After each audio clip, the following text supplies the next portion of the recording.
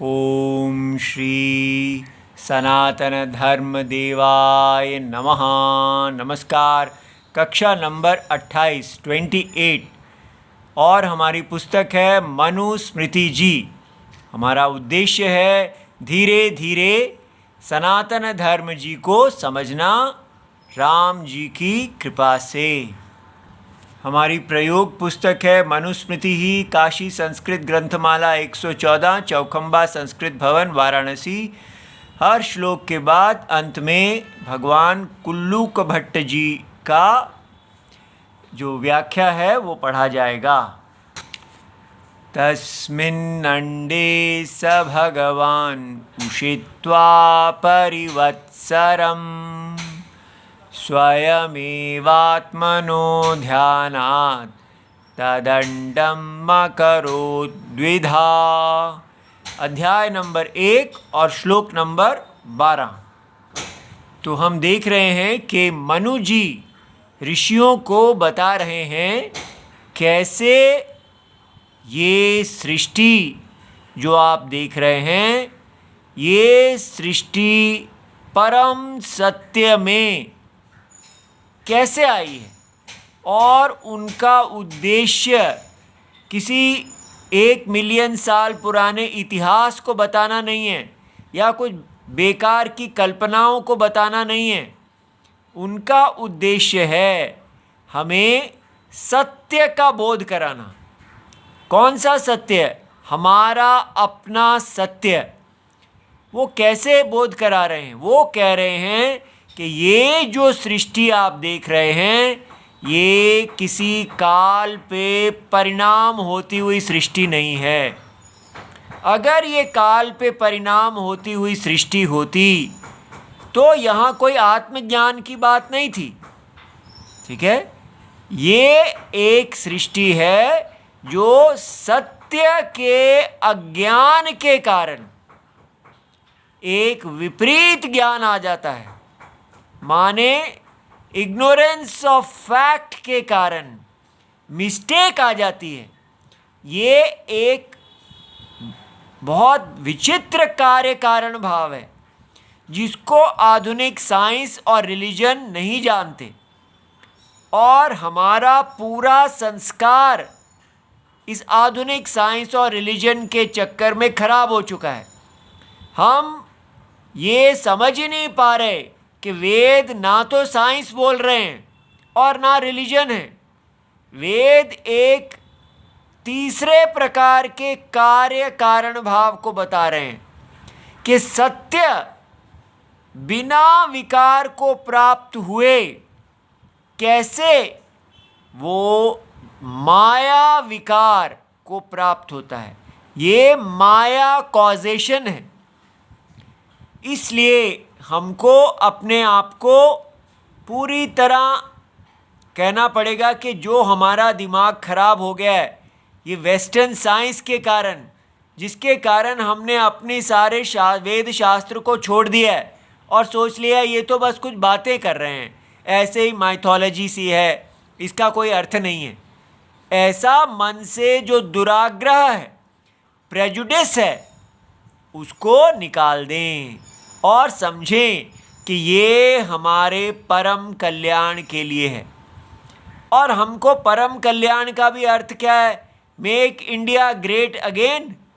ये कोई इंडिया को ग्रेट अगेन बनाने वाला नहीं है, वर्ल्ड सुपर पावर बनाने वाला शास्त्रम नहीं है।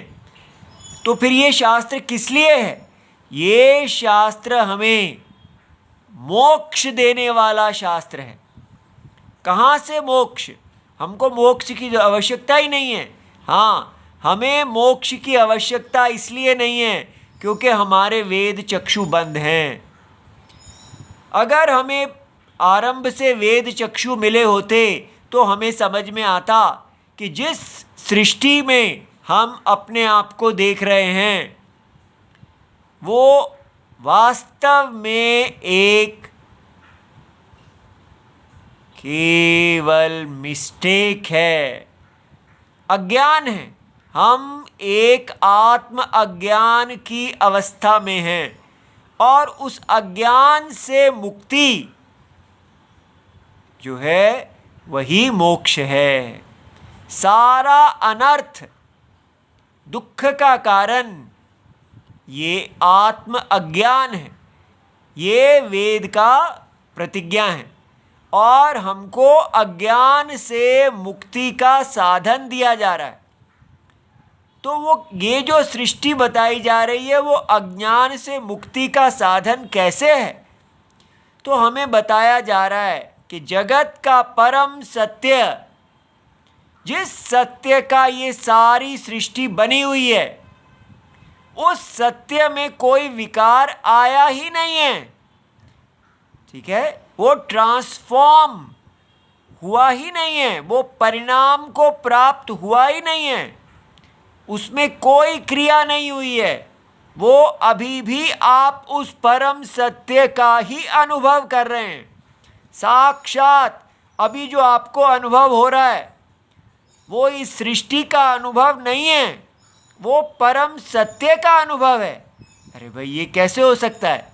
हाँ, जैसे अगर कोई व्यक्ति रस्सी को सांप समझ रहा हो तो उसको कहना पड़ता है कि भाई आप किसी सांप का अनुभव नहीं कर रहे हैं, आप रस्सी का अनुभव कर रहे हैं, लेकिन आपको लग रहा है कि आप सांप का अनुभव कर रहे हैं। इसलिए जो जगत हमें दिख रहा है, जिसके अंदर हम एक शरीर रूप से खड़े हैं, वो एक माया स्वप्न के सदृश, जैसे स्वप्न होता है वैसा जगत है।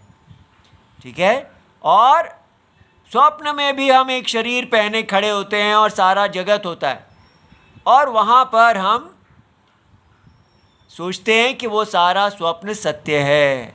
ये वेद के जो वाक्य हैं, चक्षु जो है जिसको हमने छोड़ दिया है, ये हमारे जीवन में से पूरा मोक्ष का उद्देश्य ही निकाल रहा है।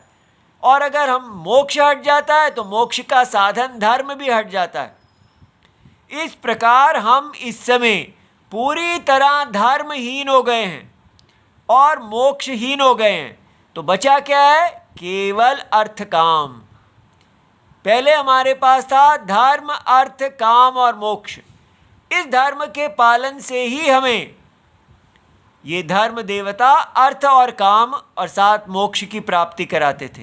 अब हम सोच रहे हैं कि ये जीवन केवल प्रत्यक्ष 5 ज्ञान इंद्रियों से ही जानने वाला है, अनुमान से जानने वाला है, और उसके अतिरिक्त कोई प्रमाण नहीं है, उसके अतिरिक्त हमें कोई ज्ञान देने वाला कोई साधन ही नहीं है। तो प्रत्यक्ष और अनुमान के आधार पर हमको इस जगत को खाना है और वही हमारा कल्याण है। ये हमें साइंस बता रही है, और रिलीजन बीच में आके अपनी ही खिचड़ी पका रहा है कि वो कह रहा है नहीं, आपको हम जन्नत आदि में ले जाएंगे। वो कौन सी जन्नत जो केवल कल्पना है। तो हम क्या कर रहे हैं? अपने वेद को भी एक रिलीजन समझ रहे हैं कि ये जो सारी बातें यहाँ लग रही हैं ये रिलीजन की जन्नत जैसी हैं। ऐसा नहीं है।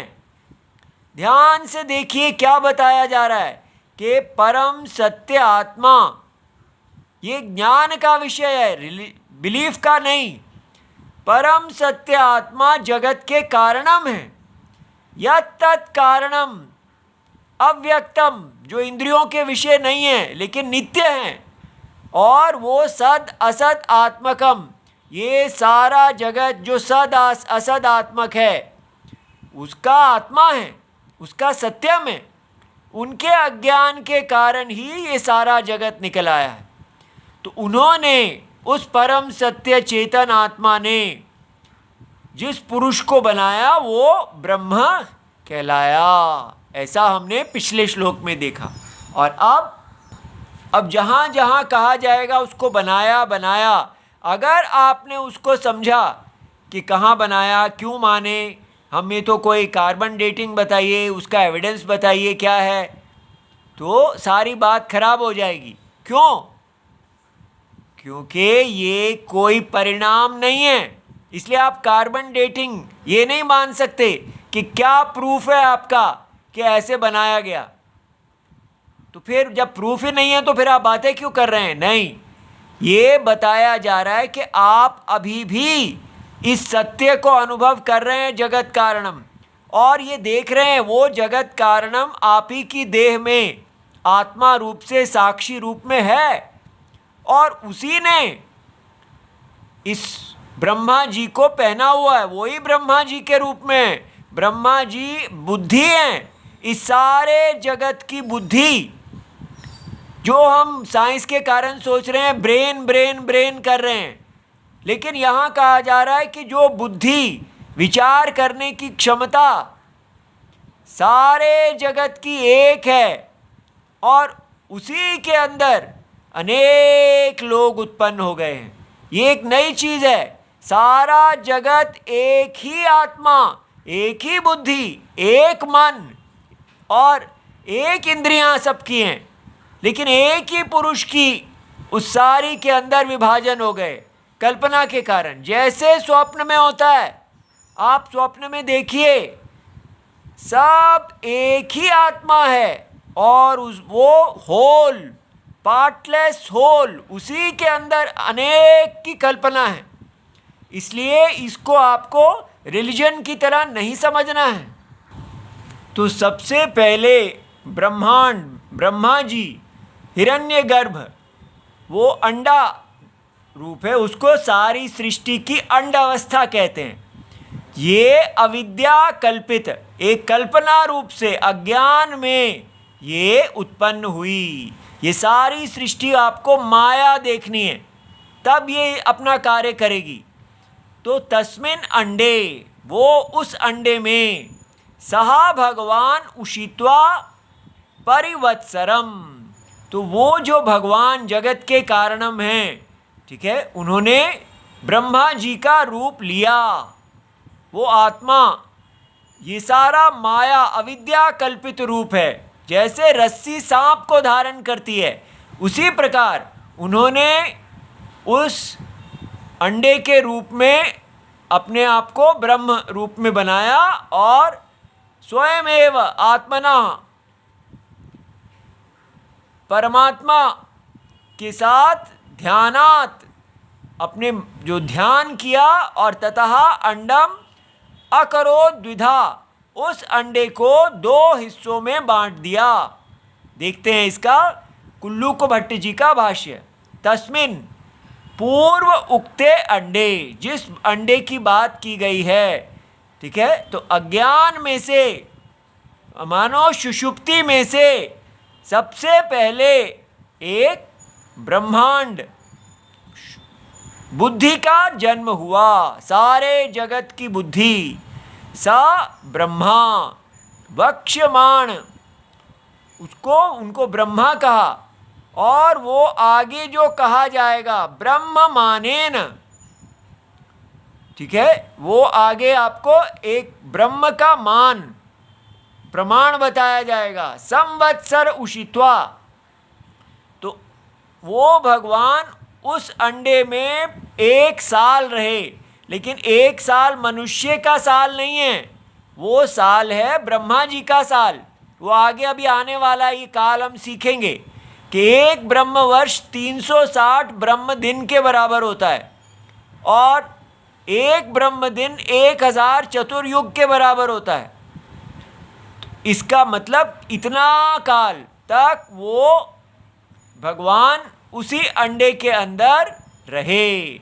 अब ये सब क्यों बताया जाता है? ये बताने के लिए कि जिस काल को आप देख रहे हैं, काल रेखा वाला साइंस का काल, वो कितना छोटा है। 1000 चतुर्युग एक दिन है जिसका, इतने बड़े हैं ब्रह्मा जी, ठीक है। तो और हमारा काल हमको थोड़ी सी देर के अंदर सब भूल जाता है कि क्या हो रहा है। हम सारी हिस्ट्री बनाना चाह रहे हैं, ये पृथ्वी कहाँ से आई, क्या हो रहा है। तो ये जो हमारे पास ज्ञान इंद्रियां हैं वो इतनी छोटी हैं। सृष्टि के कारण को जानने के लिए हमें वेद प्रमाण चाहिए। इसलिए जब हम इस महाकाल को देखते हैं तो हमें अपना ये काल रेखा पे दिखने वाला काल कितना छोटा लगता है, और उसमें होने वाले सारे कार्य भी बड़े छोटे लगते हैं। सबसे बड़ी चीज़ है ये, भगवान के द्वारा कैसे ये सारी माया सृष्टि बन रही है, हमारा ध्यान इसमें जाता है। तो इसलिए संवत्सरम उषित्वा स्थित्वा आत्मनः एव अंडम, वो जो अपना अंडा था उसको द्विधा भवतु, ऐसा मन में ध्यान किया कि ये अंडा दो हो जाए। इति आत्मगत ध्यान मात्रेन तद अंडम, जो अपने उनके अंदर ध्यान की क्षमता है उससे वो अंडा द्विखंडम कृतवान, वो अंडा दो खंडों में विभाजित हो गया। उसके बाद क्या हुआ? ताभ्यां स सकलाभ्यां च दिशं भूमिं च निर्ममे मध्ये व्योम दिशश्चाष्टौ अपां स्थानं च शाश्वतम्। तो ताभ्यां माने उन दो के द्वारा, कौन उन दो? शकलम, शकल का मतलब होता है खंडम, तो अंडे के जो दो खंड हो गए तो उन दोनों के द्वारा अंड शकलाभ्याम, अंडों के दो हिस्सों के द्वारा उत्तरेण, जो ऊपर का अंडे का हिस्सा था, दिवम, दिवम माने स्वर लोकम, तो स्वर लोक, और अधरेन जो नीचे का हिस्सा था भूलोकम, दिवम भूमिम च निर्ममे, तो उभयम दोनों को, और मध्य बीच में क्या? मध्य व्योमम, व्योमः माने आकाशम, आकाश को, और दिशश्च दिशाओं को। कौन सी? दिशश्च अष्टौ, 8 दिशाएं, माने अंतराल दिग्भिः, तो हमारी चाल पूरब पश्चिम उत्तर दक्षिण, और फिर बीच में जो 4 अंतराल दिशाएं हैं उनको मिला के 8 दिशाओं को बनाया। फिर समुद्र अपाम स्थानम, समुद्र आख्यम अपाम स्थानम स्थिरम निर्मितवान, और उसको स्थिर इस प्रकार बनाया। तो इससे हमें क्या मिला? इससे ये मिला कि ये जो हम सृष्टि को ट्रांसफॉर्मेशन से बना देख रहे हैं कि ये सारा अब हम अपनी अभी चक्षुओं से देखें कि ये पृथ्वी जो है ये उस अंडे के से बनी हुई है, और ये जो ऊपर देवताओं का लोक है दिवम स्वरलोकम, वो भी अंडे का ऊपर का हिस्सा है, और बीच में जो आकाश अंतरिक्षम है वो आकाश और दिशाएं, ये सब उन दोनों के बीच का स्थान है। और ये समुद्रम, ठीक है, जे भूलोक के ऊपर समुद्रम है, तो ये सारा भूलोक समुद्र के अंदर है, बाद में हम देखेंगे। तो जल का स्थान, पृथ्वी समुद्र में तैर रही है।